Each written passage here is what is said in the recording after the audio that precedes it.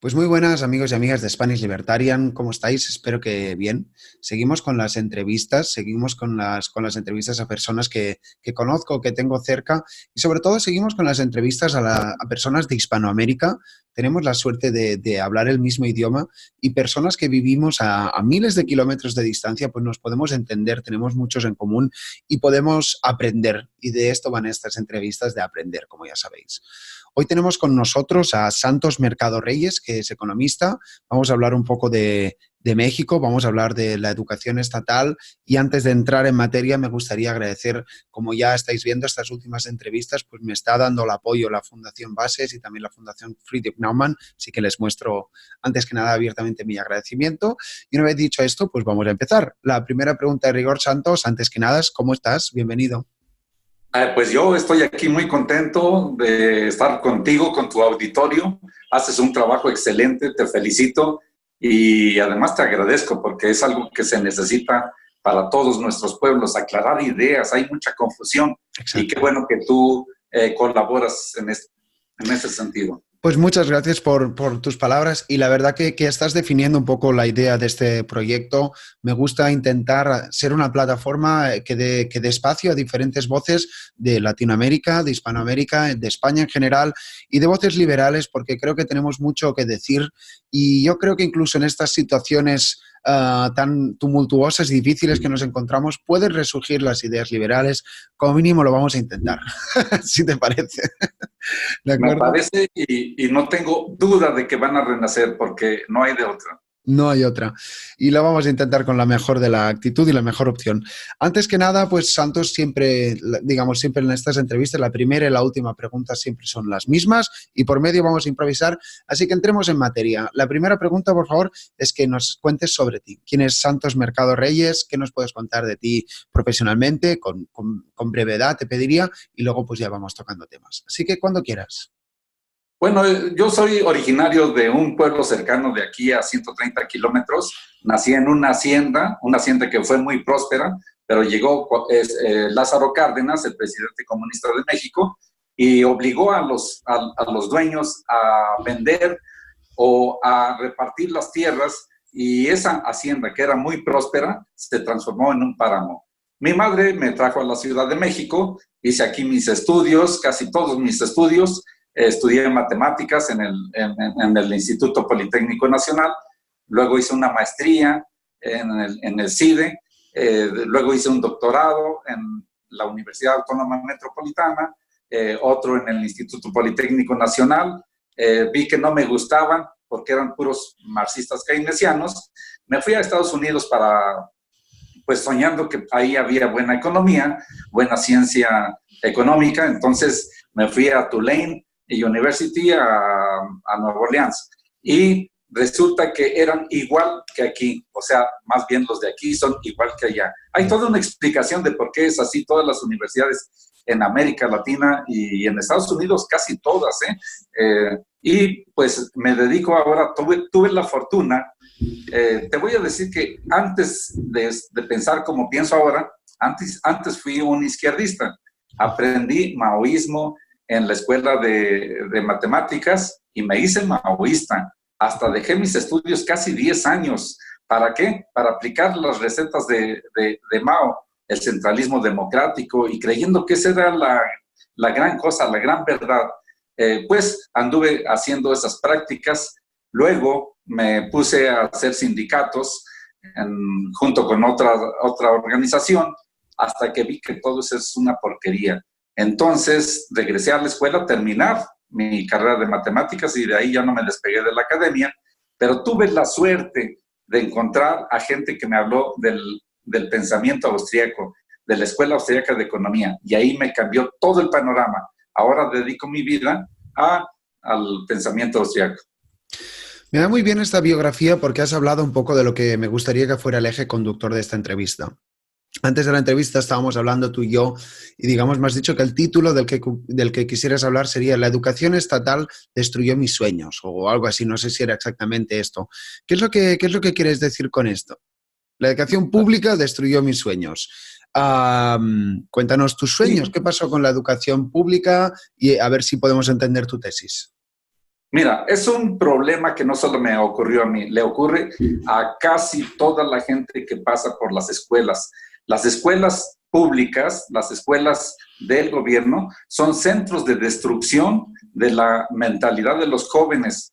Y eso quiere decir que no pueden sacar todo el potencial, no pueden realizar todos sus anhelos, sus sueños, porque la escuela está hecha. Por ejemplo, tú lo puedes ver cuando termina alguien su carrera, eh, no sé si en España suceda, pero en México sucede que terminas tu carrera y lo único que se te ocurre es ir a buscar trabajo, alguna chambita, alguien que te garantice las quincenas. Bueno, quiere decir que te educaron para ser subordinado. No es malo ser empleado, pero oye, gastar tanto dinero, ¿sabes cuánto dinero se gasta en educación? Mira, por ejemplo, aquí en nuestra universidad, que se supone que es la mejor universidad de México, con mucho prestigio, el gasto es enorme. Por ejemplo, mensualmente se gastan 750 euros más o menos, hice la conversión, por cada alumno. Eso se gasta del erario. Ahora, si tú te pones a calcular cuánto cuesta formar a un titulado en la universidad pública, en la universidad de gobierno, bueno, resulta que los contribuyentes deben dar aproximadamente $175,000 o euros por cada titulado. Wow. Ahora, si tú consideras que de todos los titulados, nada más el 30% se dedica a lo que estudió, entonces te harías una pregunta: ¿cuánto cuesta formar a un profesionista que se dedique a lo que estudió? Pues entonces la cifra se te va por arriba de los 500,000 euros.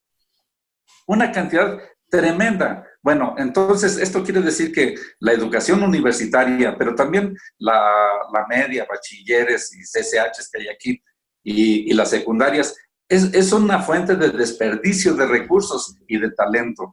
Bueno, ahora te voy a decir, ¿por qué ocurre todo esto? Pues porque tiene una mala estructura financiera. ¿Cuál es la estructura financiera? Pues porque todas estas escuelas viven de lo que el gobierno les otorga. Les otorga su presupuesto, los profesores tenemos sueldos seguros, llueve o relampaguee, tenemos sueldos seguros. Eso quiere decir que se generó un sistema o una empresa, si tú quieres decirlo así, de riesgo cero. Y cuando una empresa tiene riesgo cero, no puede funcionar bien. ¿Por qué? Pues porque el dinero ya lo tienes en el bolsillo. Quizás hayas oído ese dicho que dice: músico pagado toca mal son. Bueno, así ocurre en la educación. Todos tenemos el sueldo seguro, entonces a veces, fíjate, te voy a dar un dato. Últimamente hubo una huelga en la universidad. 3 meses estuvimos en huelga. ¿Y qué fue lo que pasó? No ganamos nada, nunca ganamos nada. Es como la huelga número 30 o 40, en donde nunca hemos ganado nada, pero hacemos esas huelgas. Al final nos dieron sueldo completo, sin haber trabajado 3 meses. Bueno, yo diría que ese es un despilfarro de recursos. Bueno, pero no somos los únicos. Aquí todos los funcionarios y toda la gente que trabaja aquí, pues prácticamente nos convertimos en delincuentes. Entonces, a ver, haciendo un poco, está bien estos datos que has dicho, siempre digo dato contra relato, dato mata relato, está bueno, pero vamos a hacer un poco de abogado del diablo, si te parece. Muchas veces personas que son, vamos a llamar, estatistas, progresistas, izquierdistas, dicen que están a favor de la educación pública y eso a priori no me parece mal, me parece una pregunta legítima, porque se preguntan, pues, ¿qué pasaría con las personas que se quedan desamparadas de la sociedad? ¿Cómo puede ser que solo con el poder adquisitivo uno pueda tener derecho o acceso a educarse? Entonces entiendo que tu tesis sería privatizar casi todo o todo, incluso toda la educación. ¿Cómo respondes a esa crítica? ¿Cómo sería un poco el paradigma que tú tienes en mente? ¿Cómo nos lo podrías explicar? Bueno, mira, en primer lugar, no existe un argumento sólido para que las escuelas estén bajo el control del Estado o que el Estado genere escuelas. Si eso lo pueden hacer privados, tú podrías poner tu propia escuela. Así debería de ser. Tú, cualquiera que tenga una buena idea de cómo hacer una escuela, de ingeniería, de música, de deportes, de lo que quiera, bueno, que tenga la libertad de poner escuelas. Pero aquí el gobierno se arrogó el derecho. Para eso fue la Revolución Mexicana, dicen, para que el gobierno fuera el que educara a la gente, lo cual eso es un completo error. Ahora, por ejemplo, se dice que gracias a las escuelas públicas la gente se puede educar. Te voy a dar algunas cifras para que veas que eso es totalmente falso. Regreso otra vez a la universidad más prestigiosa de México. Cada año, 160,000 jóvenes desean, anhelan, sueñan con entrar a la UNAM. De 160,000, solamente se recibe a 12,000, que quiere decir menos del 10%. De esos 12,000, ¿cuántos son los que se titulan? ¿Acaso todos? Pues no, de 12,000 solamente se titulan 1,000. Y de esos 1,000 que se titulan, solamente el 30% se dedica a lo que estudió. Es decir, cuando termina alguien una carrera, pues busca, a lo mejor toma un taxi, a lo mejor consigue cualquier otro trabajo, que no es malo ese tipo de trabajos, pero gastar tanto dinero, gastar, como te decía, 500,000 euros para formar a un taxista, o 175,000, que vendría siendo el promedio.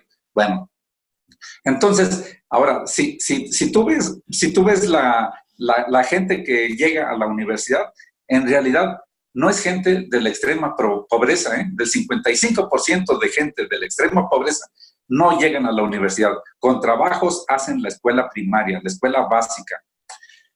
Cuando ves a los jóvenes, tú acércate a nuestras universidades y vas a ver gente con mezclilla, gente que tiene los pantalones desgarrados, pero no es porque no tengan más pantalones, los compran así. ¿Por qué? Pues porque es la moda.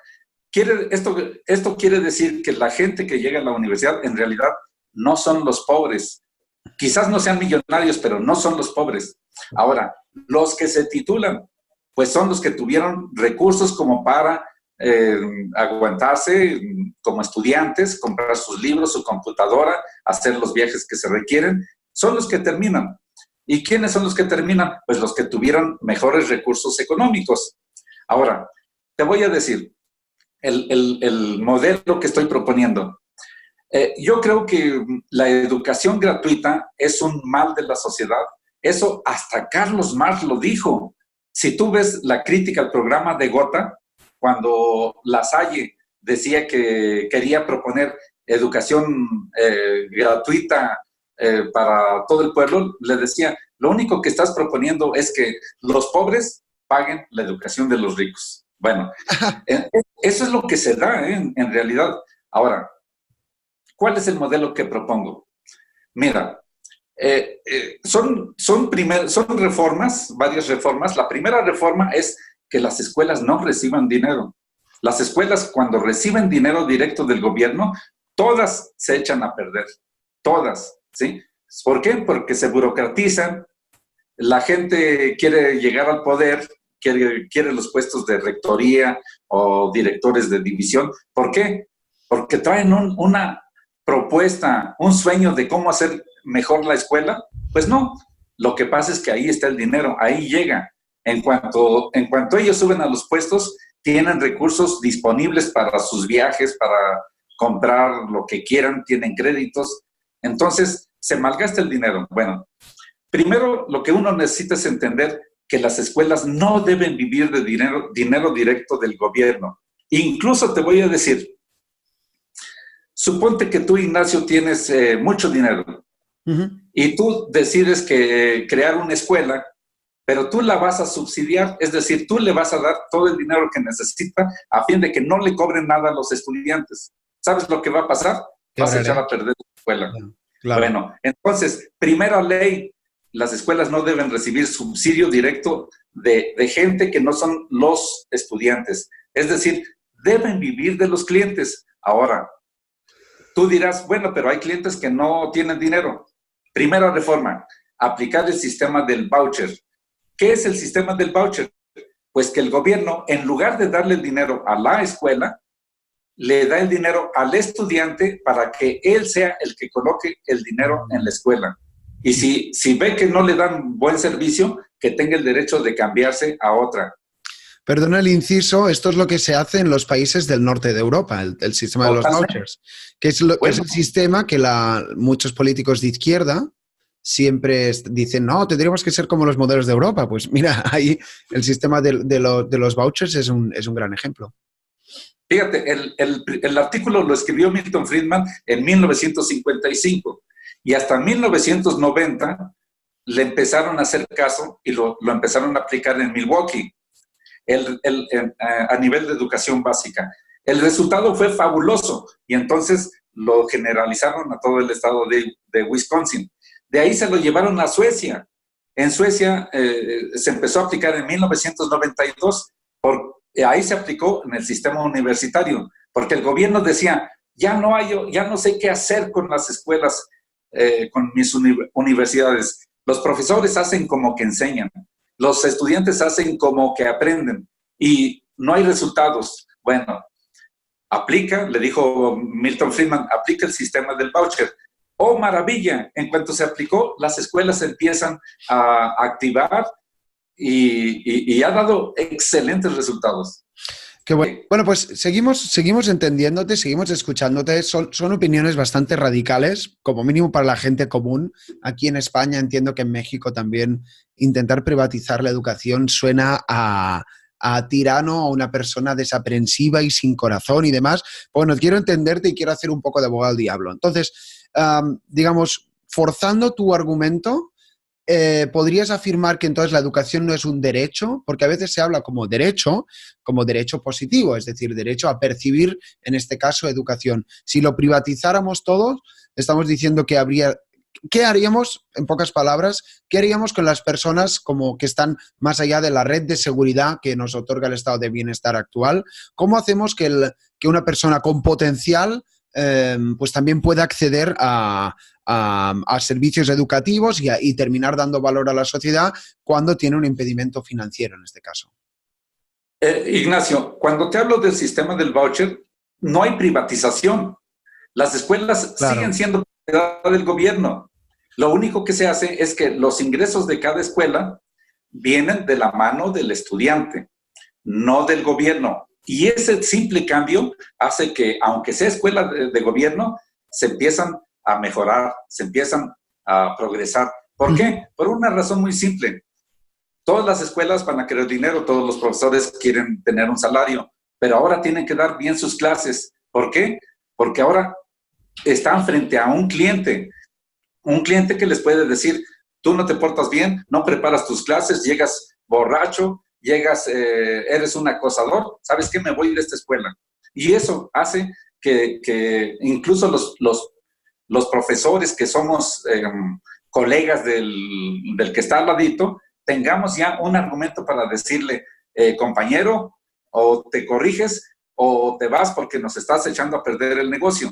Mira, está disminuyendo la matrícula. Bueno, y los directores ya tienen un argumento para poder conjuntar esfuerzos, cosa que no tienen ahorita.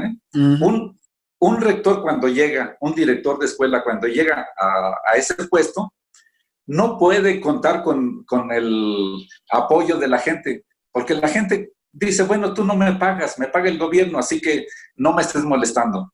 Así de simple. Entonces, todo se burocratiza. Ahora te voy a decir, mira, el sistema del voucher es un sistema de educación gratuita. ¿Por qué? Porque el gobierno te da a ti el voucher y tú lo colocas en la escuela. Así que tú estás pagando, pero no de tu bolsillo, sino de lo que te da el gobierno. Ahora, aquí hay un problema. Hay varios problemas, pero uno de ellos, si tú estás recibiendo el voucher, muy bien, tú tienes poder ante la escuela, pero si tú no tienes recursos extras, si papi no te da dinero o el tío o la abuelita para sostenerte como estudiante, para comer, etcétera, pues es muy seguro que fracases. ¿Por qué? Pues porque no puedes sostenerte en un ambiente de esos. Esto quiere decir que lo que tenemos que hacer ahora es construir sistemas de crédito, pero crédito, no regalo. Eso es paralelo al sistema del voucher. Entonces, eso es construir un banco para que te diga a ti cuánto dinero necesitas. Es más, te doy tu tarjeta de crédito, tú gasta. Durante 4 años o 5 años no te vamos a cobrar. Pero después, cuando termines tu carrera, vienes y nos tienes que pagar todo lo que pediste hasta el último centavo, incluyendo los intereses. Eso quiere decir que sí, vas a salir con deuda, pero también con una carrera. Vas a salir con un potencial para poderte desarrollar en las actividades económicas de tu país. ¿Eso sería el modelo a la americana, si lo estoy entendiendo bien? Más o menos así, es exactamente. Bueno, en Estados Unidos ha habido algunos cambios muy interesantes. Cuando se entendió esto de que las universidades se corrompen cuando reciben dinero del gobierno, fíjate, se aplicó un plan en donde cada año les fue bajando de subsidio y tenían que conseguir lo demás del cliente, del estudiante. Entonces ahí se acercaron los bancos y bueno, últimamente ya no sé cómo está, pero entiendo que el estudiante puede recibir todo el préstamo que necesita para hacer su carrera. Y es lo más justo, porque es quien se va a beneficiar y no está perjudicando a nadie, que ese es el gran problema de la educación gratuita. A fin de cuentas, con la educación gratuita estás viviendo de gente que te está apoyando, de los pobres, siendo que tú, cuando terminas tu profesión, pues no les vas a regalar nada. Eres médico, les vas a cobrar.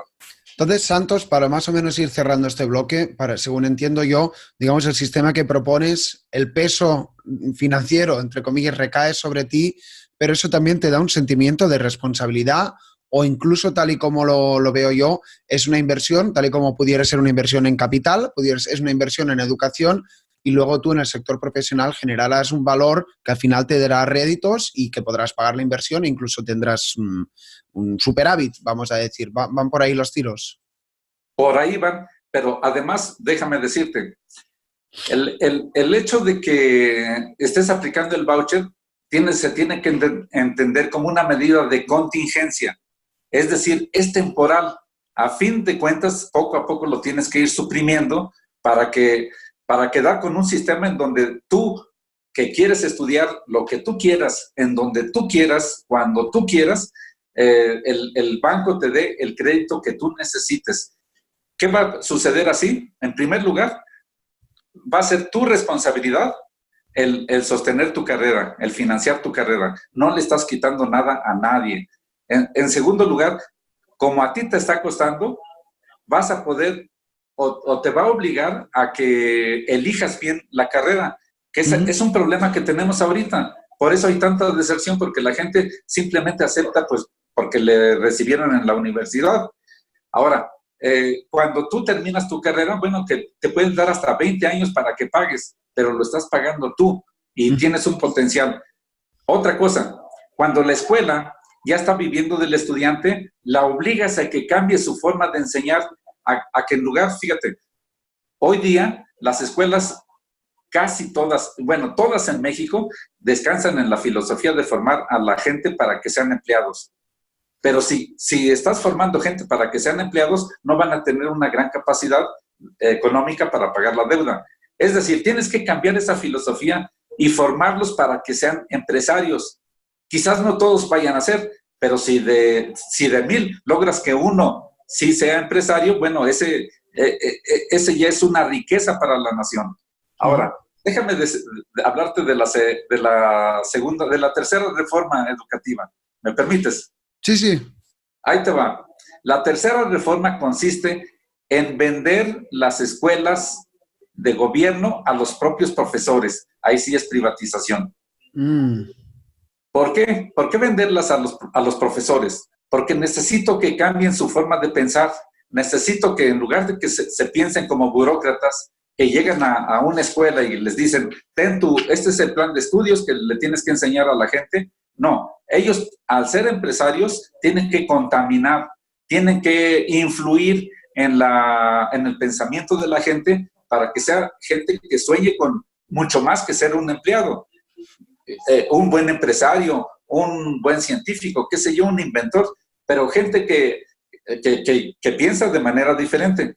Entonces, ahora, si se logra que los profesores entiendan que pueden ser propietarios de una escuela, de la escuela donde trabajan, bueno, pues ahí tienes tú un patrimonio en donde la gente, bueno, a lo mejor quizás vende su acción al poco tiempo o cuando ya se quiere jubilar y obtiene ingresos por esa acción, o está ganando por las acciones y por su trabajo. Es decir, tienes que transformar a la educación en una empresa privada, en una cosa privada, en un negocio privado, que no esté pensando que el lucro es un pecado, que las ganancias son ilícitas, porque si sigues pensando así, no contribuyes al mundo capitalista, no contribuyes al mundo de libertad, al mundo de mercado. Aquí todos los estudiantes, imagínate, todos los estudiantes salen como marxistas pensando en que el burgués es el culpable de la pobreza. Bueno, esa es la mentalidad que les influyen los profesores a los estudiantes. Bueno, Santos, pues muy interesante tu tesis, no te muerdes la lengua y hablas de temas difíciles. Yo creo que la última pregunta sobre este tema, o más que pregunta de reflexión, y aparte tú eres economista y yo creo que es pertinente, al final lo que veo es que este tipo de propuestas que son más o menos graduales, que son propuestas que quieren quitar al Estado para que el sector privado sea más robusto, fuerte, dinámico, adaptativo, al final todo es un tema de incentivos, ¿no? Por lo que estoy viendo, si se desregula, si se da voucher, si se privatiza, se están creando incentivos para que digamos, la libertad y la libre interacción florezca, ¿no? Pues como mínimo yo creo que este es el tema central de lo que se ha estado hablando a lo largo de los últimos minutos. Bueno, mira, peor aún, la educación es un campo de guerra entre la izquierda y la derecha. ¿Y sabes qué? En todo el siglo XX, la izquierda se hizo de las escuelas, las controla todas en México, todas las escuelas públicas y privadas están bajo control de la izquierda. Algunos más moderados que otros, pero a fin de cuentas, gente de izquierda. Y te puedo dar algunos datos. Por ejemplo, si preguntas en dónde se da teoría austríaca, en dónde se da a los pensadores Hayek, Mises, Rothbard, Friedman, tú no vas a encontrar ninguna escuela en México en donde se vean esos temas. ¿Qué es lo que se ve? Marx, se ve Lenin, se ve Trotsky, se ve Keynes, y de ahí no salen. ¿Tú crees que con eso podemos formar una nación? Qué fuerte. Mira, eso es tan grave que lo que quiere decir es que los liberales abandonamos ese campo y bueno, pues el campo educativo se transforma en un gran enemigo de la lucha liberal. ¿Sí? ¿Por qué? Porque funciona como un think tank de izquierda, un think tank que tiene miles de profesores, millones de profesores, en contra de unos cuantos gatitos que aprendimos un poco de pensamiento liberal, libertario. El enemigo es muy fuerte. Entonces, tenemos que vencerlo. ¿Y cómo se vence? Pues, para empezar, la idea del voucher es un buen golpe, porque el gobierno dejaría de tener el control de las escuelas y poco a poco podríamos ir cambiando la mentalidad de la gente. Otro tema del que me gustaría saber tu opinión, por favor, es qué opinas o hacemos un poco de futurología, si te parece. ¿Qué opinas de la educación online?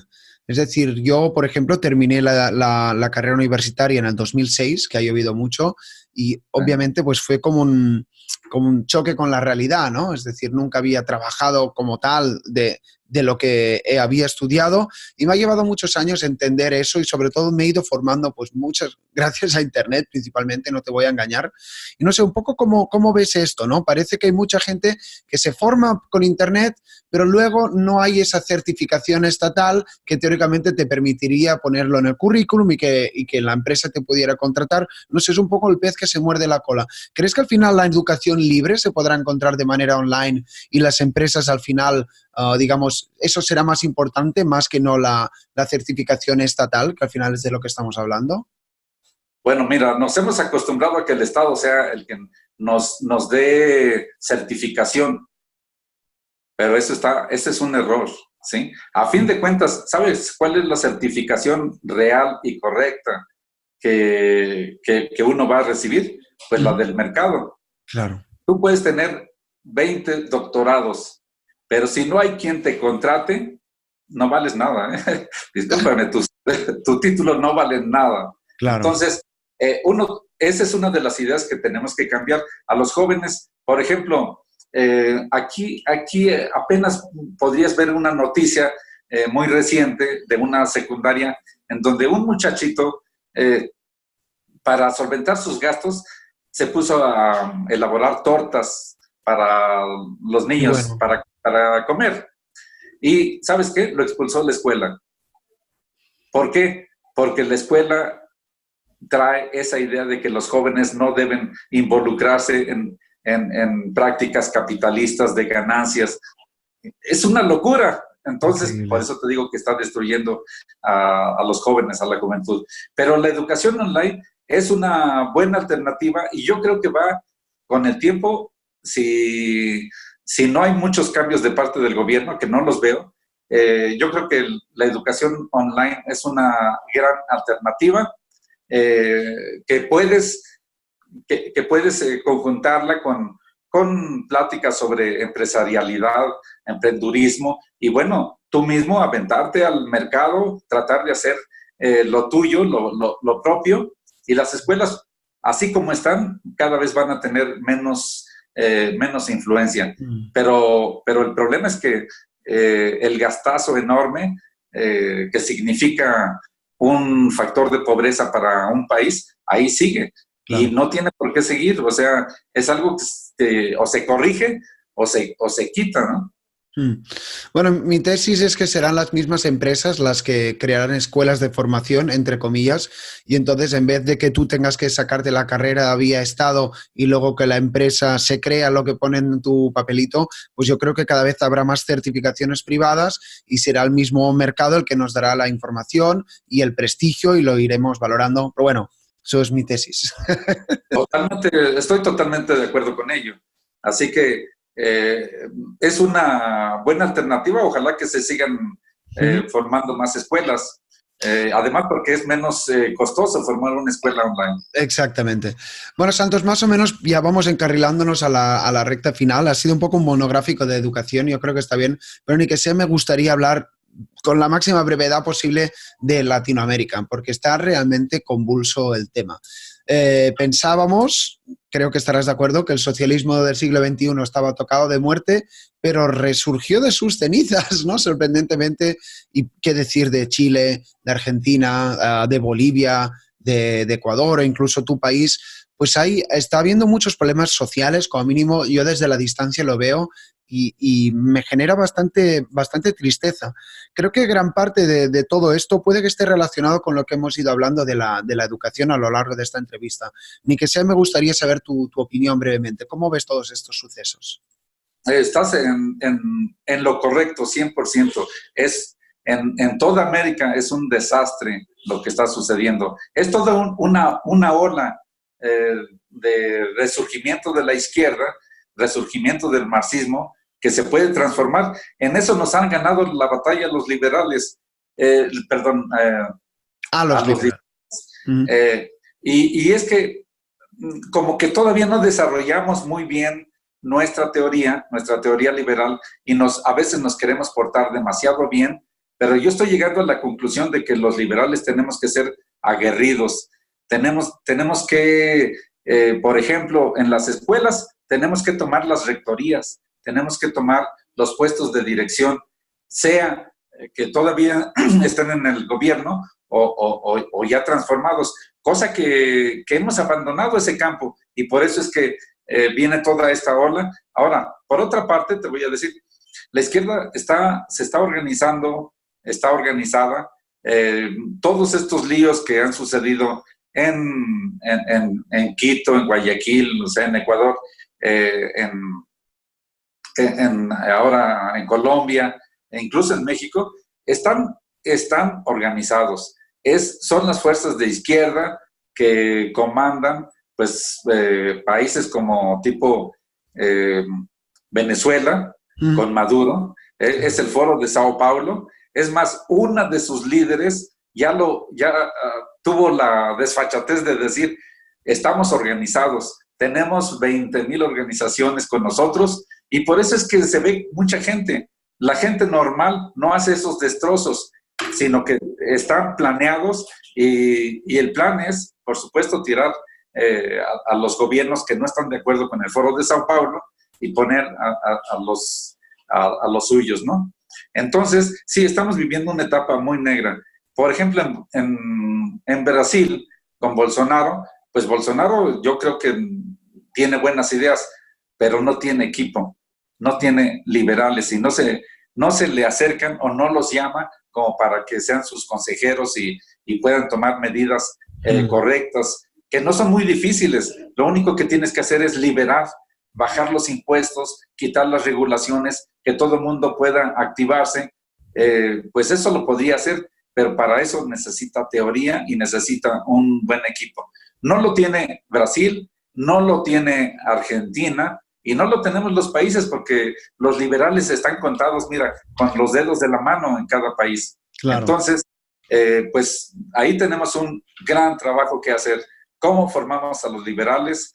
Sean liberales, neoliberales, anarcocapitalistas, como quieras llamarlos, toda esa gente que ve bien al capitalismo y mal al socialismo, y que sabe además que el socialismo es regresar a las catacumbas, porque el socialismo no es otra cosa más que ideología de tribu.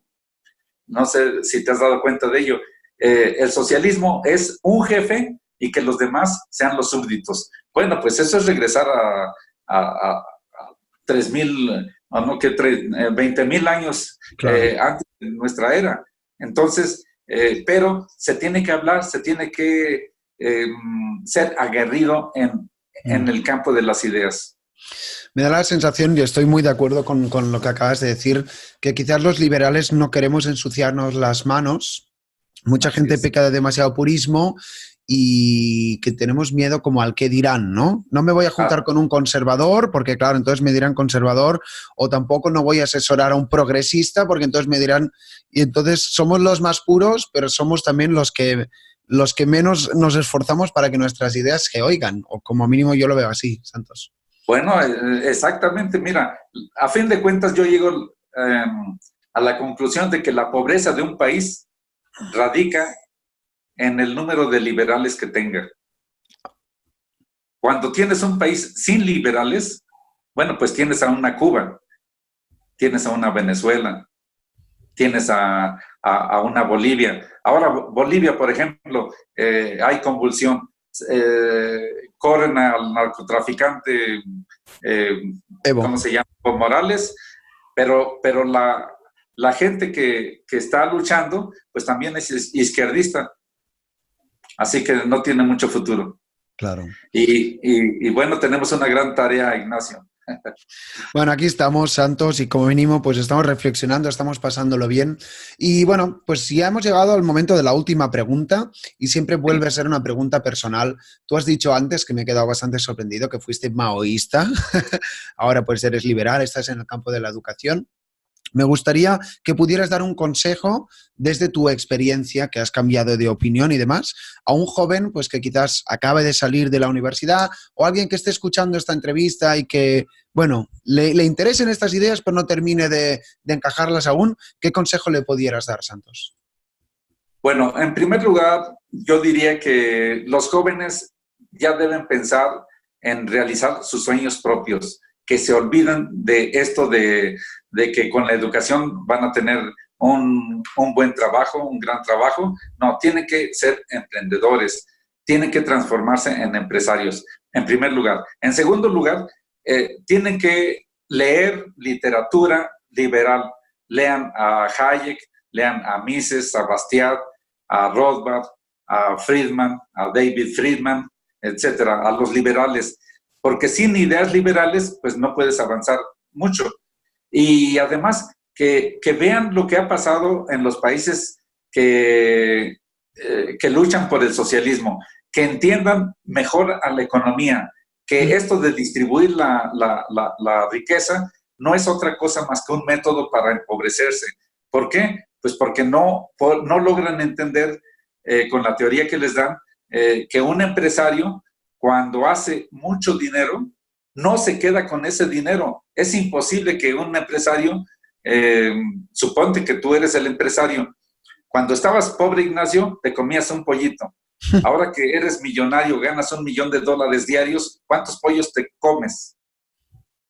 Bueno, pues te vas a comer lo mismo. Claro. Eso quiere decir que tu curva de consumo es horizontal. Y el resto, la pregunta ahí es, ¿y qué haces con el resto de dinero que estás ganando? Pues necesariamente vas a hacer inversiones, vas a contratar más trabajadores, vas a comprar más materia prima, vas a formar nuevos productos, y todo eso está beneficiando a la sociedad. Es decir, la riqueza que tú formas es en libros, no es en físico, porque es imposible.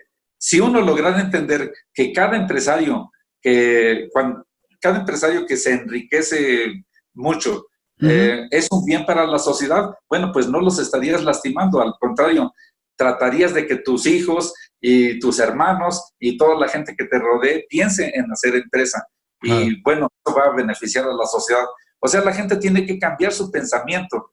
Las ideas que le dieron en las escuelas les van a servir de muy poco para esta sociedad o para este mundo. Bueno, hay que cambiar de chip y hay que ser el protagonista de la vida, de su propia vida, que siempre digo eso. Oye, pues Santos, llevamos 3/4 de hora hablando, hemos tocado el tema de la educación, que a mí es un tema que personalmente me interesa y que normalmente no se trata, y yo creo que ha quedado clara tu tesis. A mí me ha ayudado, me ha servido y estoy seguro que a otras personas también. Antes de que cierre y despida la audiencia, no sé si quieres añadir algo. Bueno, pues yo diría que todos tenemos que preocuparnos por generar, por defender el mundo de la libertad. Tenemos que entender qué es la libertad, que no significa otra cosa más que rescatar al individuo para que seas tú mismo, para que tú, la única vida que tengas, la puedas hacer de provecho para ti, para tu familia y para la sociedad. Claro. Y eso quiere decir que tienes que cambiar de ideas, tienes que hacerte de ideas liberales, porque no hay de otras. Y bueno, pues además uno debe entender que la libertad no es algo que cae del cielo. La libertad cuesta y que uno tiene que contribuir con lo que puede para que, si no eres tú, que sean otros, dar parte de tus ingresos para la gente que está luchando y ayudarles a que se consigan los fines liberales. La gente tiene que involucrarse en política.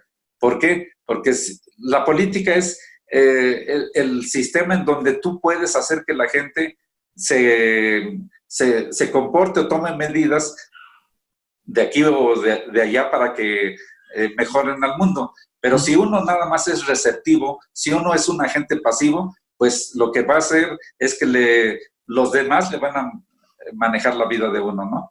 Entonces, tenemos que ser activos. Bueno, pues muy bien, con este canto a la acción, pues cerramos esta entrevista. Santos Mercado, pues ha sido muy interesante. Gracias por tu tiempo, gracias por tu disponibilidad y gracias también a las personas que han estado escuchando esta entrevista. Espero que os haya gustado e inspirado. Dejad un comentario aquí en la cajetilla en YouTube, o si no, también podéis dejar like, suscribiros. También tengo un espacio en Patreon o en PayPal, como ya sabéis. Y nada, pues seguiremos entrevistando a personas que tengan este tipo de mensaje y personas que están en la batalla real, como ha sido el caso tuyo, Santos. Y nada, si quieres hablamos de aquí un tiempo y a ver si estas medidas liberales vemos que se aplican un poco, que si no... Sí, y si no se aplican, no salimos del bache, ¿eh? Seguiremos en el pozo. Bueno, pero bueno. Te agradezco mucho, Ignacio, a la Fundación Bases, a Federico Fernández, pues les agradezco que me hayan dado la oportunidad de expresar estas ideas con ustedes. Buenísimo. Estoy Pues, a órdenes. pues exacto, y nosotros estamos contentos de haberte escuchado. Pues Santos, muchas gracias otra vez, muchas gracias a la audiencia Spanish Libertarian y espero que os haya gustado esta entrevista y nos vemos muy pronto. Cuídese. Bye. Chao.